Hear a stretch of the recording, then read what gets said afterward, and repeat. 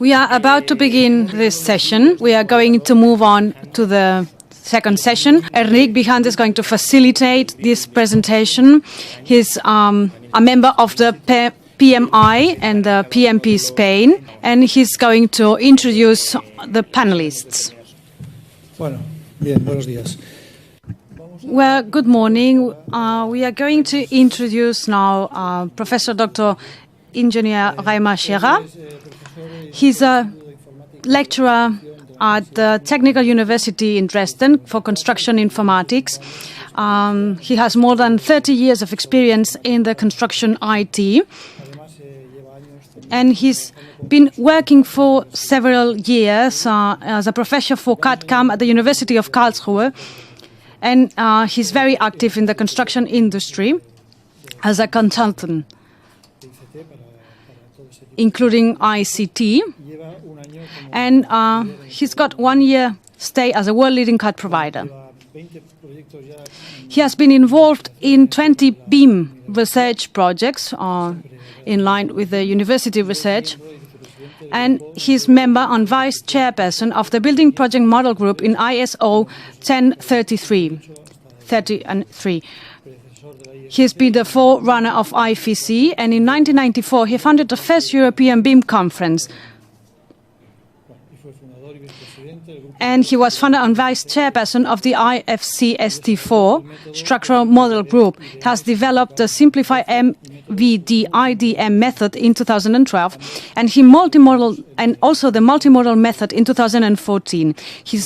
Both were accepted as official documents by Building Smart. You have now the floor. Thank you for the introduction.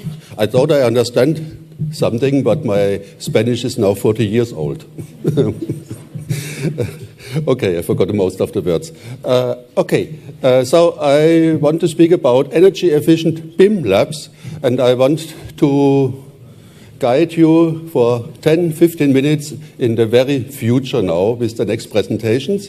They are not so nice pictures, they are more what is behind the scene, that things are working, what should be BIM.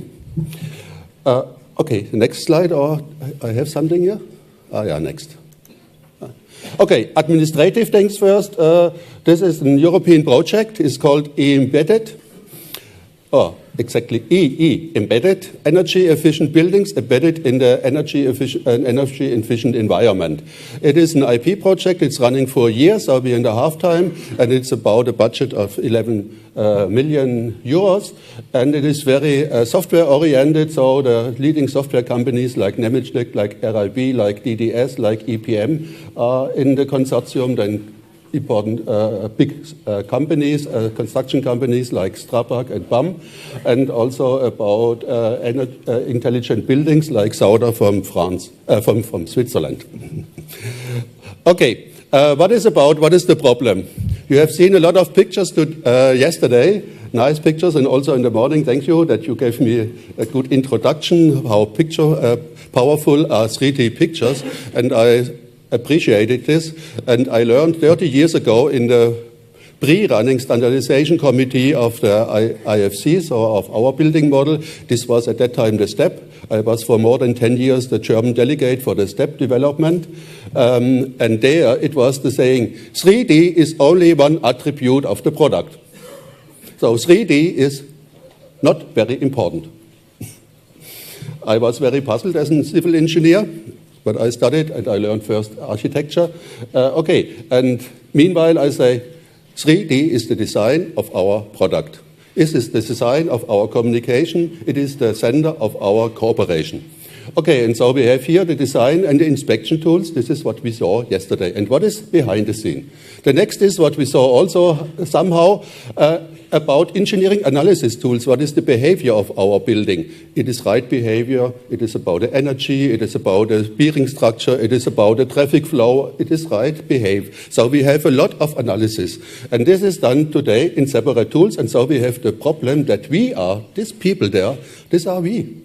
The engineers and the architects, we are bit carriers.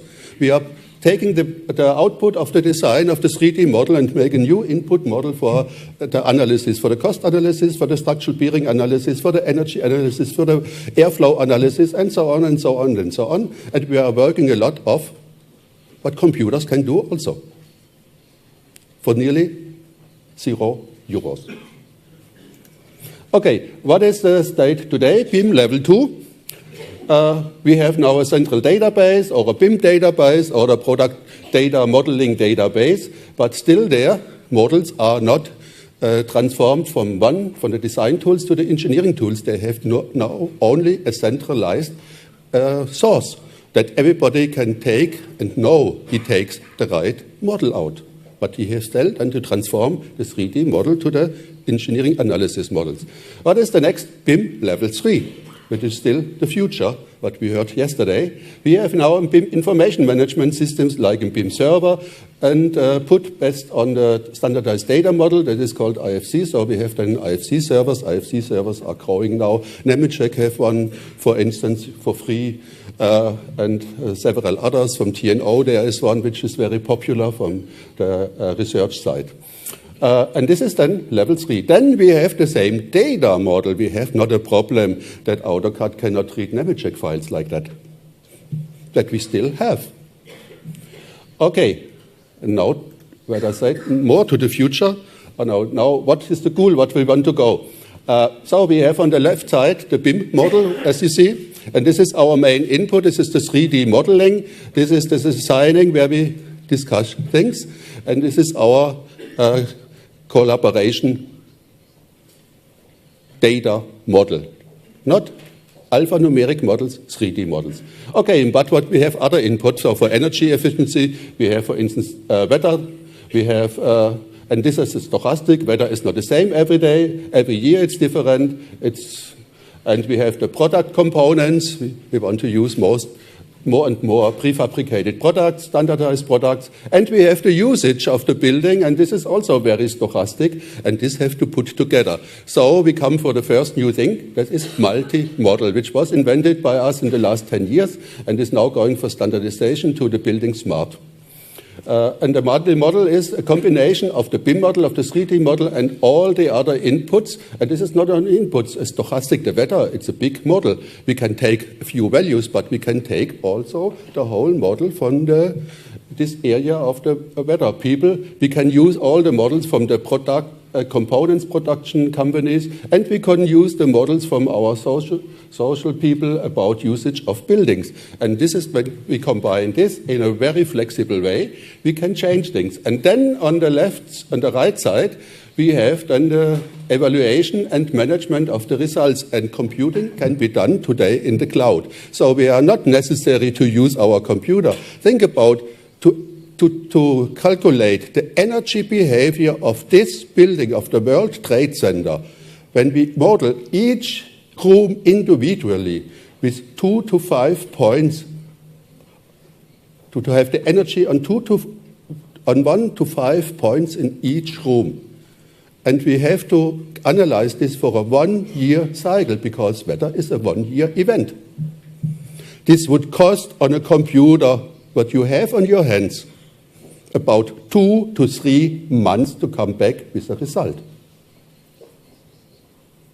Energy calculation is today a very rough rule of thumb calculation.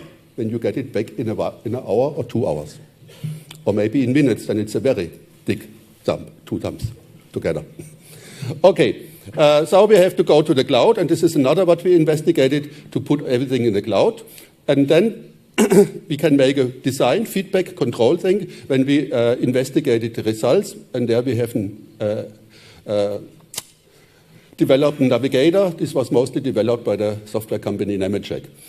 And all the other things are behind the scene of the navigator, which is a kind of browser, as you know, as you get it offered from the industry today. And behind this filtering is multimodal management and multimodal evaluation. Okay, and then we can make a feedback cycle, improve our BIM model, and can go again. But we can do also other things, because the cloud has a lot of computers, millions of computers. We have only to manage these computers rightly. And so we can make sensitivity analysis. We can even make stochastic analysis. Stochastic analysis with Monte Carlo means you have to compute 100,000 or 1 million events at the same time, best at the same time. Because when you wait 2 months and you have to calculate it 1 million, you have to wait and you have to calculate 2 months. 1 million, that means 2 million months to get the results. You think you are alive? No. Okay, but the cloud can do this when we benefit from the cloud. Okay, and now we come to this. This is our BIM level 4 BIM lab. So we have BIM information management and BIM knowledgement that we automatically can go from the 3D model to energy analysis using the cloud for a lot of calculation. And this million of calculations, nobody can evaluate this million of results. We have also searched about algorithms to evaluate the million of results by stochastic methods or minimum max methods or like this. And then you get a few results. Where are the important results for you? Okay. What I said, one of the important ingredients was a link model, that we can link together different models. Like BIM model is not given there. Then we have the energy simulation models, the facility management model, the cost model, the climate model, the user profile, the material data model. And every model is a separate model because of management, because of responsibility, and this because the link model should be separated. This is a new thing, very simple when you think about why not everybody, not is already on the market.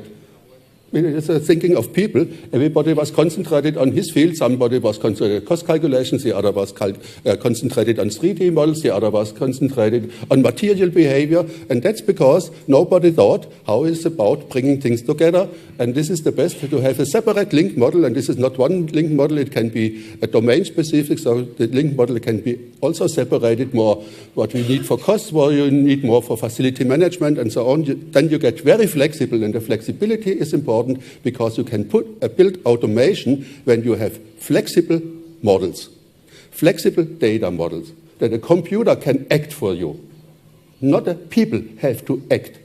Then you are bit carriers. Okay, because time is out. Okay, this is a view what is inside. So in the middle, this is the BIM management. It's manipulator, filter, combiner, versioning, then setting up of the simulation model, organizing the grid access, and then make the computation, coming back with the results. The results are millions of results. They have to put first in the repository to be goal-oriented, evaluated. Okay, so this is the future of what I think BIM level 4, the BIM tools. This is a toolbox, a very sophisticated toolbox, which do about more than 50% of the work which are doing today design engineers. I think we can cut our design efforts, daily work, by 50%. Keeping the innovation by the people, doing the routine work by the computer. Okay, now our project is have two running before projects. So we have the energy lab with energy solvers. We started a multimodal was there, external data about weather data and so on, and facility management. And the next project, also a 3-year project, we have putting CFD, for instance. We have stochastic added. We have the cloud computing added, and we have product libraries. And now this is embedded. So we have, I think, about the whole ingredients what is needed for energy efficient building investigation. Everything is there now in the BIM level 4 part. And this some things, how is the variation? So for instance, what means variation? So look on the interior wall, which is green. This is now variated by different parameters. So this was the set part. We have the variant 1, we have variant 2, we have the variant 3. So this is the difference between 1 and 2, between then 2 and 3 again. We can have multi-variations, then also variant 1, then to variant 2. Two things are variated. And so we have all the combination. That's you get also for sensitivity analysis, these millions of computation, or at least these thousands of computations, because the combination of the variation brings you up by the potence. Okay, and this can be done. And so this is other things in the outer wall about the cladding or the different levels of the wall. And this is our pilot study. This is a building from the 80s. In Dresden is the young opera. It is also a smaller building to the old opera for the young people. This is now completely renovated. It's the 80 years, not very energy efficient. Also for the usage, it is different. So on the right side, so the internal part, it is now getting a theater. Before it was more an office building.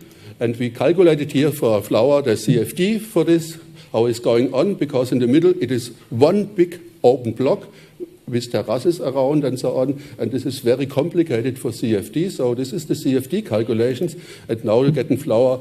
How long is this calculation CFD with 16 computation cores in the computer? It is 1 week for this room, for this complicated. When you have about hundreds, it is 1 day. Now think about, we are working together with this company Sophistic, which is going in this direction.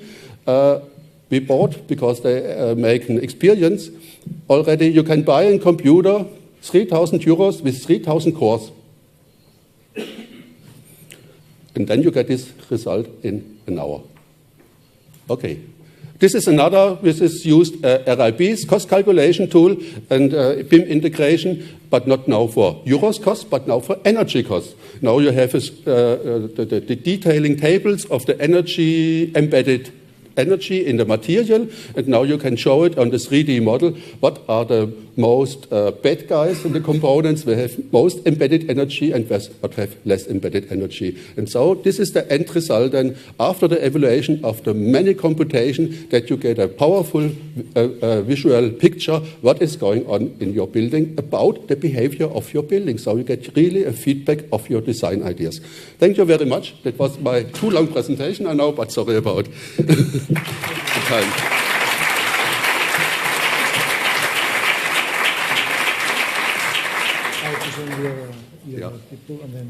Okay.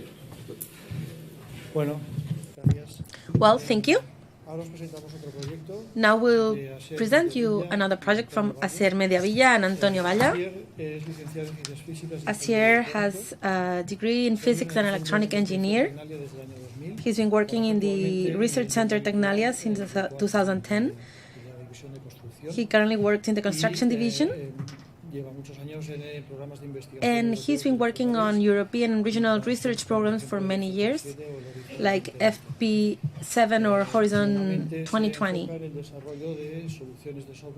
His main work has been based on software solutions and decision support systems to work on BIM environments, especially on standards or interoperability at all levels, ICF and CTGML, and also clouding systems.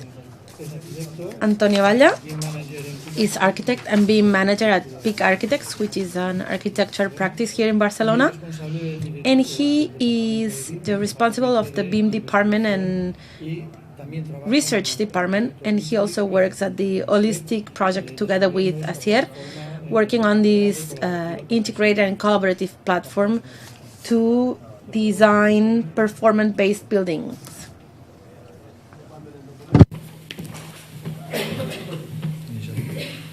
Hola, buenos días. Good morning. First of all, I'm not the responsible of the research department, that's another person. But having said this, we're here to explain the Holistic project. It's a European research project, FP7. We are more or less halfway through. It's a 4-year project, and it will finish in September 2017. I will talk a little bit about the methodology part of the project, and I'll give also some insights on some demo projects, and Asier will talk about the design platform. In Holistic, we want to develop a collaborative BIM platform in the cloud to do performance-based building design. Reimer has done an introduction of how complex this is. We've been working for 2 years on this. Reimer has also taken part on Holistic, and only to define the reform, that's quite some work. You'll see where we are right now with the design, and it's very complex to integrate all these simulation tools throughout all the stages of a project to define a building. Therefore, I think that the main characteristics I would highlight are methodology of holistic design based on IPD, integrated project design. Also, simulations from the early stages that are interoperable with BIM, and these simulations are multi-domain with open formats and multi-scale that integrates data from the environment,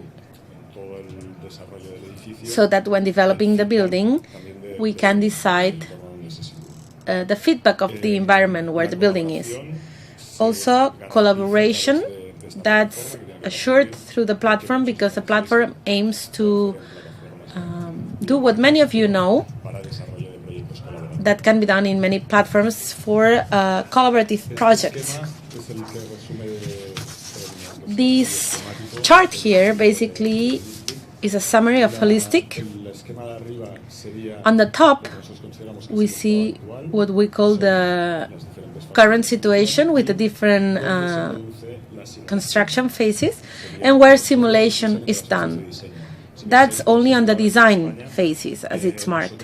Here in Spain, for example, when we do the project for a building, the energy simulations, or also to define the acoustic characteristics of the project, are done at the end of a stage in the project, and only as a picture. We cannot assess different solutions because, as Reimer has said, it can take a lot of time to have different simulations on real time. So the goal is the chart at the bottom, where you can see all the phases, all the design phases and stages up until operation, and simulation is integrated in each one of these. In the clear chart, we see the KPIs, key performance indicators, which basically correspond to the multi-criteria, as we were saying earlier. We do simulations in a specific area. So through intuition and our experience, we can compare the energy, the acoustic simulation, or the environment simulation. Then we see that within a clouding platform where all these stakeholders can interact. I don't really have much time, so I will be really fast about all these things. This is the chart where you can see the integration of the tools. You can also look it up on the website. Pretty much everything we've done there so far and it's been published is in that website. This is the part where we define the phases. This is a little chart so that you can have an idea of the KPIs. But this is only by written. Imagine what's behind these. We are working on an individual basis on each one of these. We want to integrate simulation and have a ponderated estimation for all of these values. We also have a brief presentation of the project we've done. The ones on the left are in Finland. It's a school and a fireman station. At the bottom in the middle, we have an office building in Belgium. At the bottom, we see some hotel and shops. And at the bottom right, we have a project of a neighboring project in Turkey. Some of them are already built, and the other ones will be, to validate the tools in the platform. And now I will just give the floor to Asier. Good morning. Thank you, everyone, for being here. So, following what Antonio has said, I will give some insights on how this platform is taught so that it can support the whole methodology or process. As we can see these days, one of the most important things at BIM is the dynamic vision that it has and how it supports the different processes and supports collaboration between the stakeholders, because this is what it's about. So we imagine that the project is divided in several stages and phases. well, we can see that in a sequential order. And at some point, the traditional view we have is that we have a design team with architects, structure designers, and facilities designers that work together so that they can reach an agreement on a federated model of what we call the coordinated view of the model, IFC, and that is based on IFC. So what we are saying that is new here is that in that collaboration flow, we should not only have the designers, but also the experts that work on the simulations and the different calculus for the model. And the model should also take into account how the model interacts with the environment, and also look how the building affects the environment, or how the noise around the building affects my building, and so on. So we see that Building Smart has the ICF model, that's the standard for modeling, and to interchange information between different stakeholders. And Building Smart also defines another standard, which is not that well known, BFC, BIM Collaboration Format, which allows to tag the model, write any problems and incidences, or maybe some comments. We can think that IFC is the static vision, and the other one is more dynamic. Nowadays, basically, these are supported by Tekla and other softwares, and it's used for interchange of incidences when designing, but also for maintenance, for example, that could be used. So what we are aiming to do is that this workflow will be considerable, and that designers can tag the model regarding the performance that the model should have, and so that in an understandable way they can indicate which tools are to be used to do the different assessments. Also, the tools should be able to extract the information from the building and from the environment and create some simulation models or a simulation format as complete as possible, but at the same time it should be neutral. But then, of course, afterwards, there will be some automatic work, but then the expert also needs to do some manual work on how to adjust the different parameters. And then we had a loop here for design, but we'll have also a loop for simulation. And the different stakeholders need to coordinate regarding performance, and once a decision is made, they need to send design recommendations so that the designers can implement them if they agree or not. And then this is a philosophy behind it.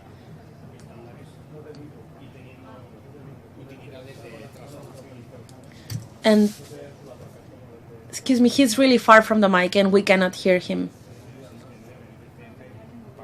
So we want to extend the BCF to give support to all these flows. This is basically the chart for the main idea here is that we have the blue area, which is the core of the platform, and each green box are the interfaces or the communication mechanisms. Sorry, we cannot hear the speaker. He's too far from the mic.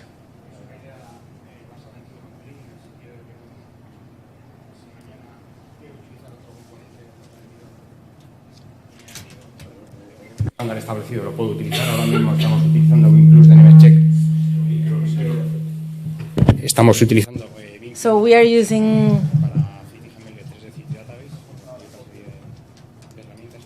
3D database and 3D city database and other tools. So here we see the different interfaces.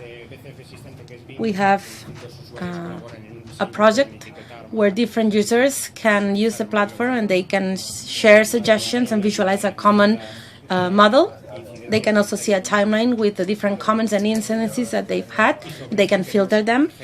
And also here they could generate new extensions where users can manage not only projects but also different versions of each project that are organized by layers. And then they compare these different layers. I would just skim through this. This is very in line with what Reimer has said, we can create different simulation versions, and we go into a loop that can be repeated as many times as we want. Here we have a general view on how the indicators panel could be. We have some target indicators and then the real indicators and simulated targets. So it can be represented in different ways. They can even be overexposed on the model, and we can see what is good and what is not. One of the characteristics of this platform is that we integrate BIM information on ICF and BCF, and we have different routes to create models. We have different mechanisms so that from open sources, like OpenStreetMap, for example, that's the free version of Google Maps, so to speak. So we can automatically generate 3D models. These are different from Google Earth 3D simulations. This has some semantic information. If I click somewhere, I know if it's a roof or a wall or whatever it is. Also, we have mechanisms so that BIM is aligned with CityGML server, so that something in BIM has its counterpart in CityGML server and it's compatible. And finally, we have the information of different models, how it's synchronized to create a single simulation model. And here we have an example that we have developed at an urban level. We have different tools and engines. We have a model here from Revit. We have exported it to CityGML. That's in the middle at the top of the screen.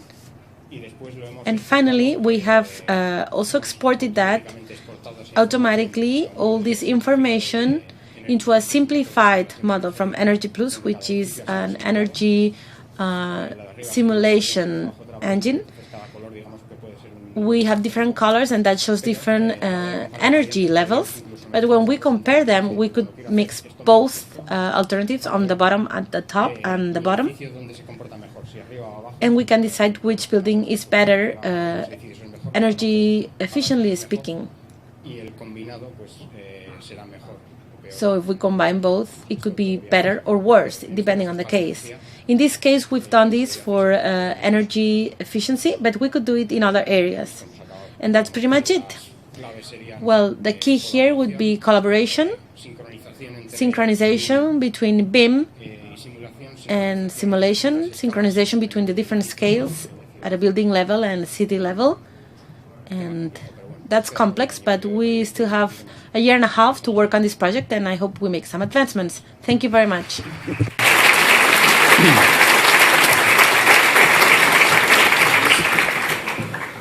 Well, thank you very much. I am going to introduce you Louis Demilcam. He graduated as an engineer, civil engineer from École Polytechnique, and he works as project manager with Grand Travaux in Marseille. He's a member of several research institute scientific committees for sustainability.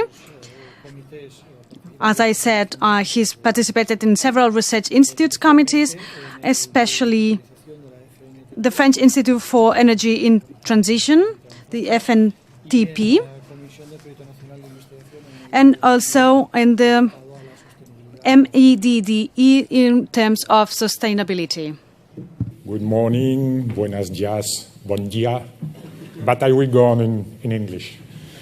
I'm sorry, I've printed my text because if not, I will not have any chance to keep in the time. And I have taken advantage of the return of experience by Pierre. I also paper backup if necessary. So, during centuries, oh, it's a PDF, sorry. So my effect is out. During centuries, architectural design was based on 2D representations. That is to say that the architect or the engineer was thinking 3D but drawing 2D, transmitting 2D, and and transmitted also a lot of separate information.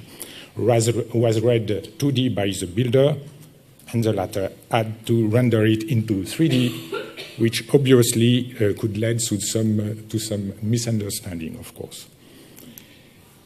In the early 90s, maybe slightly earlier, 3D design was explored by forerunners, but they faced at that time insufficient development of formats, softwares, hardware performance, and 3D design remained for long reserved to specific studies or art point.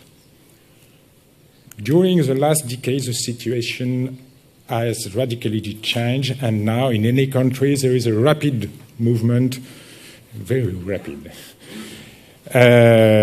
towards the adoption of BIM in the design, construct, and also operation process of building.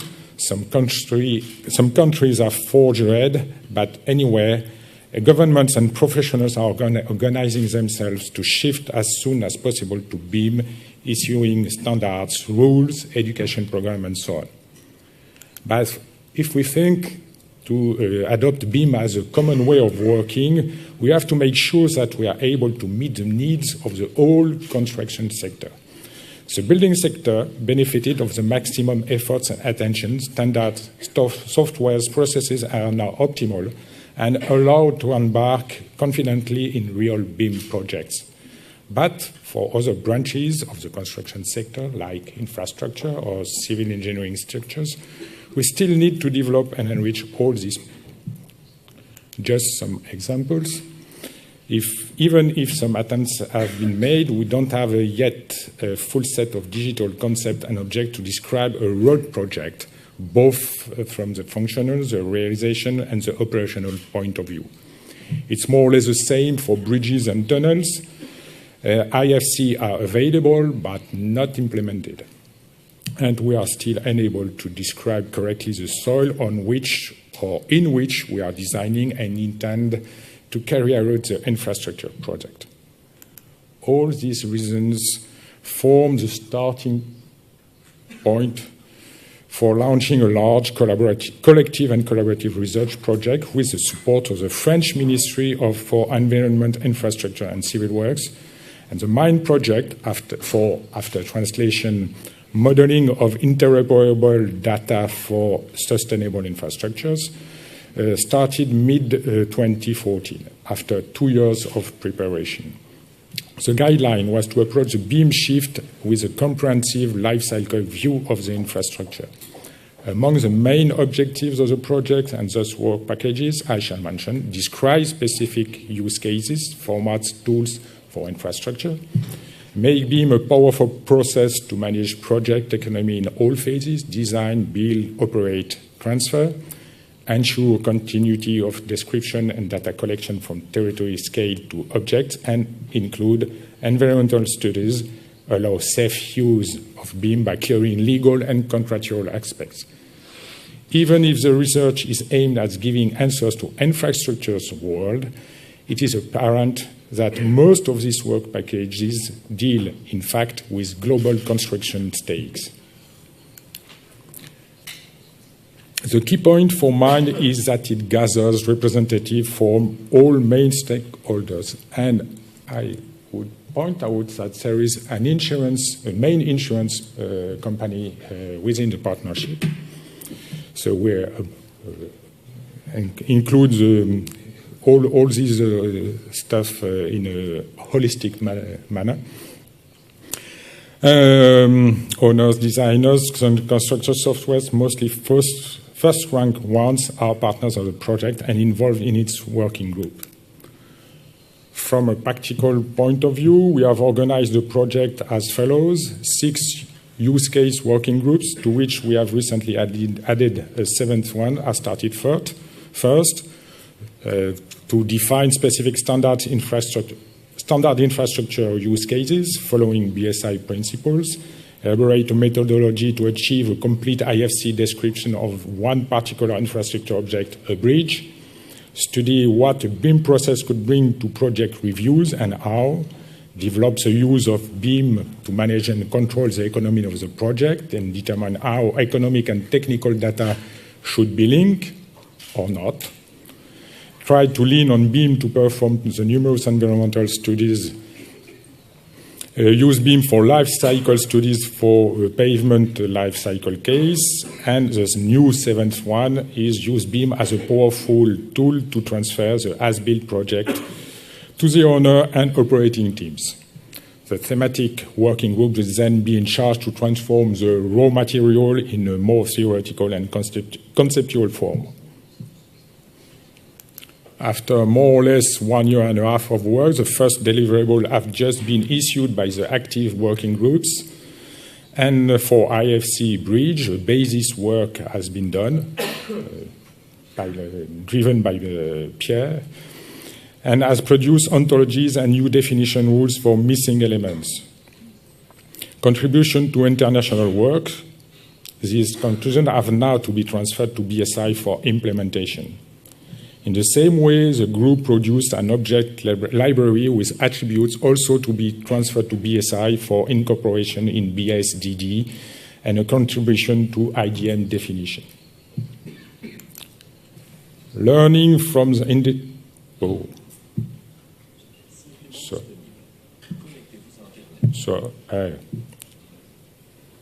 sorry, what's that? Oh, sorry. I'll take my back hand.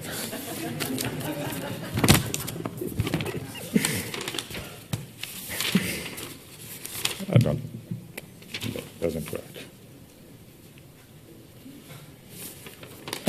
So I was there.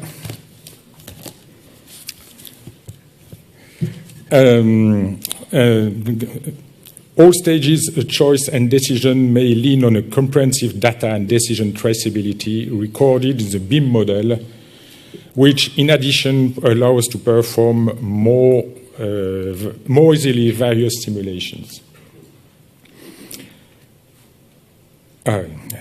Using BIM as the tool for cost control, cost containment was maybe one unconfessed dream of many partners. Will there be, at last, a real and inforgeable economic truth? Would we be able to get a reliable link between technical and economic models? We have worked at estimate, pricing, cost control during construction, cost management during construction, and asset management, leading to consider BIM as a backbone for economical data exchange, but not the place where economic studies have to be made. And as a bonus, this group is proposing a mirror concept to LOD, the LOP concept, level of price, thus answering practically to a progressive need in project economy knowledge. For tackling environmental studies, we started from Greenfield, and the working group decided to start from two particular environmental developments and see what was in range, a noise barrier and an eco-bit. First observation were that this engineering domain is handled by specialists, each one an expert in his field, but having difficulties to exchange with other stakeholders. Among particular and main objectives assigned to environmental BIM, there will be the ability to collect not only the where, but also the why and the when. And BIM should allow not only to identify measures and their reasons, but also their history to be able to characterize and trace their efficiency. And in the future, we should wish to be able to simulate different proposals and compare between them. I will shift this one. Too late. The MIND team is fully aware that we have to insert our work in a large and international context of rapid evolution. So one main feature is to have established a permanent working group to collect as far as possible and take in account connected approaches. And one element of this watch is the organization of various conferences, most of which with speakers coming from non-construction sector. And the last and most important aspect is that we shall have to transfer efficiently this result to our future employees. And for that, to connect with the educational world, as Peter will present just after. Main figures of the project are on the slide. We still have at least 2 plain years of work ahead of us. Working language is presently French, but main result will also be delivered in English all along the project. Oh, sorry, it was that. Thank you for your attention.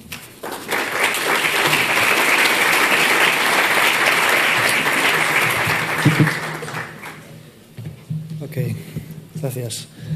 Bueno, estamos al final. No Well, probably we won't have much time left for a debate, but let me introduce you the last speaker, Peter Eiermann. He is a program manager in France, and he's also a co-organizer of EduBIM 2015, the first French national conference on learning BIM in secondary education. His work has been focused on BIM teaching, and he's also a teacher of sustainable construction engineering professor at the university. Before than this, he spent 10 years working on simulation modeling for the aircraft industry. So, Peter, the floor is yours. We are running out of time. Okay. Okay. Good morning. And first of all, I would like to thank the organizing committee for inviting me to present the key points and the main outcomes of the first French National Conference on teaching BIM in higher education. So I'll try to present the key points of this program, but before doing this, I think it's useful to describe the organization of higher education in France, because this will give an important background in order to understand the importance of these kinds of events in France. And then I will try to summarize the major outcomes. And I will finish by telling something about what's going on after the first edition of the conference. So, first, a small language lesson. So I'm not originally from France, but when I came to France, there were 2 words that I learned very quickly. One is millefeuille.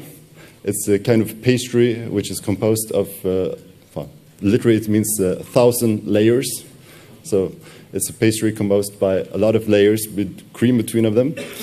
And the other word that I learned, or the term that I learned quite quickly, was l'exception française, the French exception. So both those can be used to describe things that are particular and so often quite complex in the French environment. And, well, the higher education is no exception from these 2 descriptors. So if we take a look on how engineering disciplines and architectures are taught in France, we actually have 2 systems that work in parallel.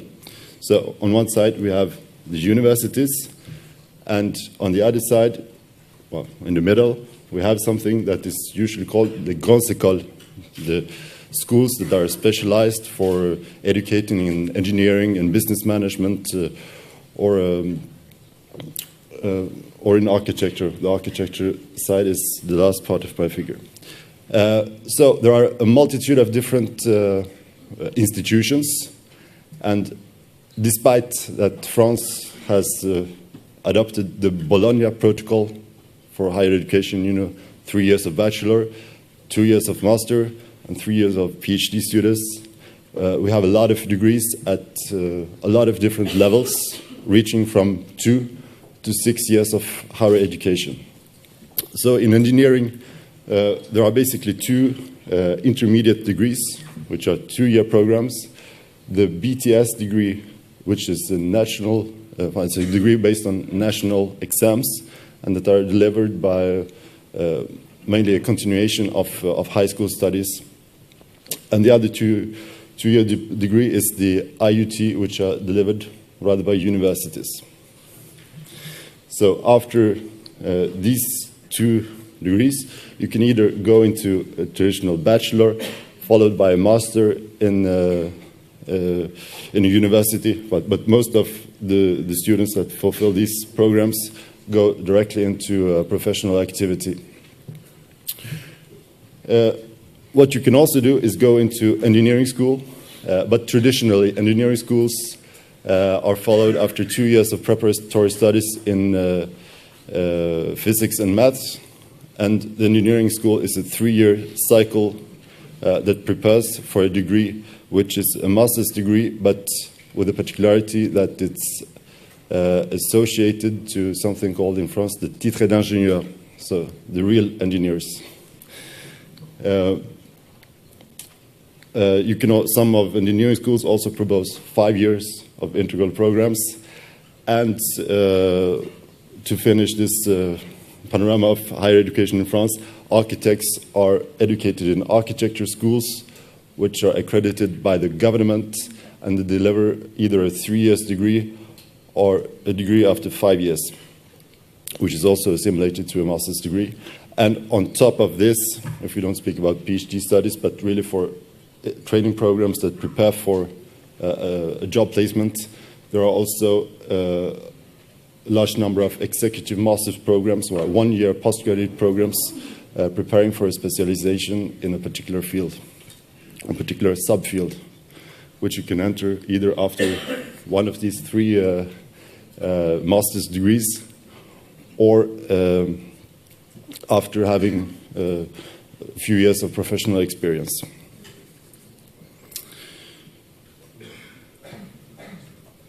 So the key question is how do you implement training for BIM in this kind of complicated environment? And the answer is, of course, you have to put all these types of institutions together. Well, they're not at all used to work together. Everyone is doing something in their corner.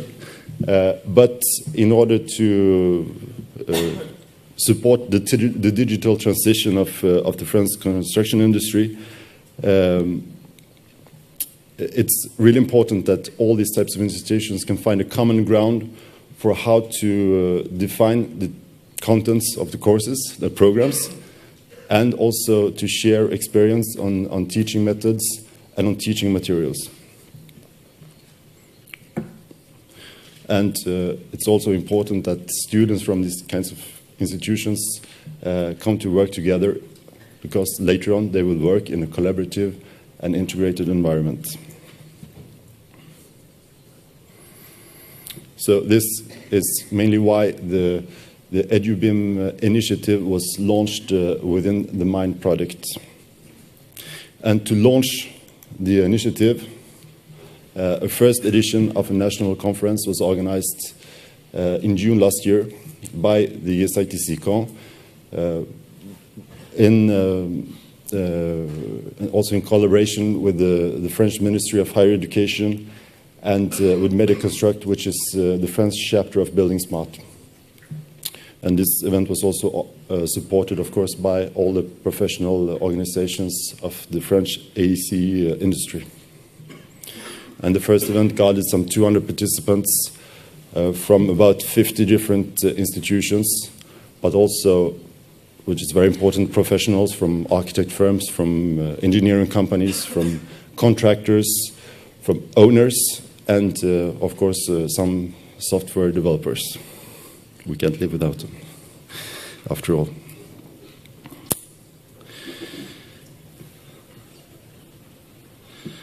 So the main objective of this 2-day event was to try to identify the industry's needs for future skills of our future graduates, or at least identify what they should demand as future skills and competences, in order so we can redevelop and redesign our education programs to meet these needs.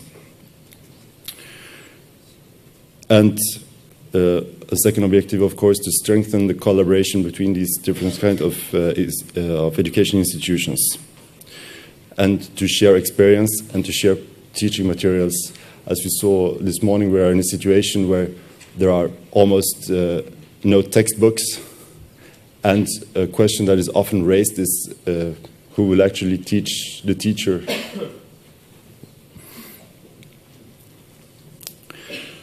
So the program was built around 4 cornerstones. Inspiration from other countries in Europe, the dialogue with the industry, gathering some best practices from French institutions, and of course creating a sustainable network. And in order to answer to this last point, as a part of the event, a series of workshop sessions was organized, for instance, on what we can learn from analogies from other disciplines like the GIS, which are the prerequisites for teaching and learning BIM, what is the implication for short training programs, and how can we develop shared resources and guidelines. And all this taking into account the whole life cycle perspective of the building or the infrastructure.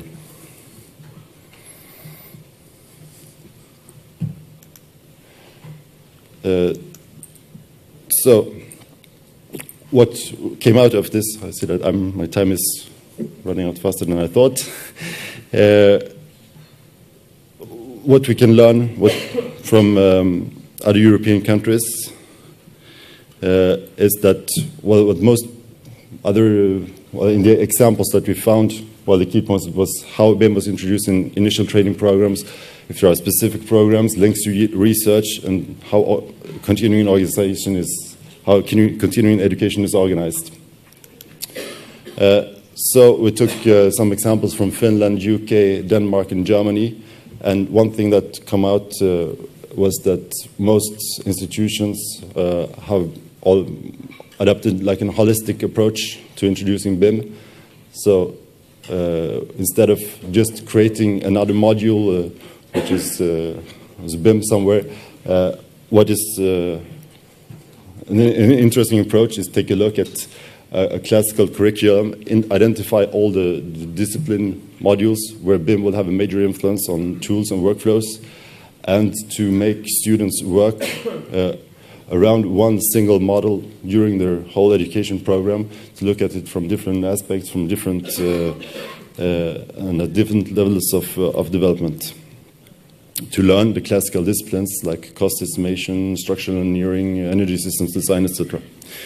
And one thing that came out of this international outlook is also that what the panel put forward is that BIM education has a positive side effect. It helps actually learning the classical disciplines, because this is something that is feared, at least in French education institutions, that BIM will come as an add-on to a curriculum with the classical disciplines, and that it will steal valuable teaching time from the classical engineering disciplines.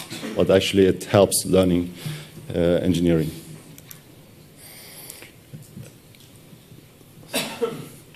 So I'll try to round up. We did basically the same thing from French education institutions, and what come out of the best practices is that it's well, this holistic or integrated approach that seems to be the best way to move forward.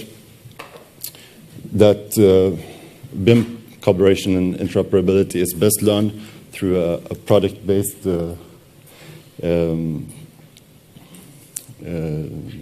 teaching and learning environment, and that BIM is inseparable from learning the classical disciplines. We also have in France some national exams, like for the BDS degree, and those national exams can be used as a driver for implementing BIM, especially in short cycle curriculums. And that's why it's important to have the National Ministry of Education on board on these questions. We also find that it's really important to strengthen the partnerships between the teachers, the professionals, and any other player in the field. And One thing that is also important is to develop some kind of platform for sharing teaching materials. It could be online learning platforms. Well, interoperability is still an issue that has been to be unblocked. And well, there is today not enough of research on BIM, and especially on how to teach and learn BIM. And one question that is often raised, that was also addressed yesterday, is the need for professional certifications, and which is the role of the educational institutions in this process. So, what's next?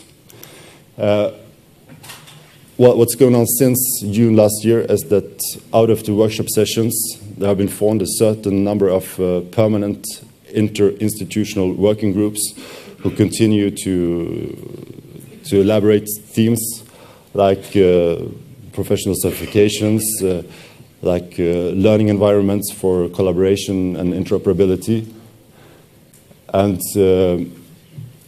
also the development of shared resources, and what we can learn from analogy from the GIS field. There are also a certain number of structures that we can call BIM labs under development. So the idea is to put in place a technology platform where people can gather in order to experiment on processes. And all of this is thought to give valuable input into the next edition of EduBIM that will be held in Paris in June next year.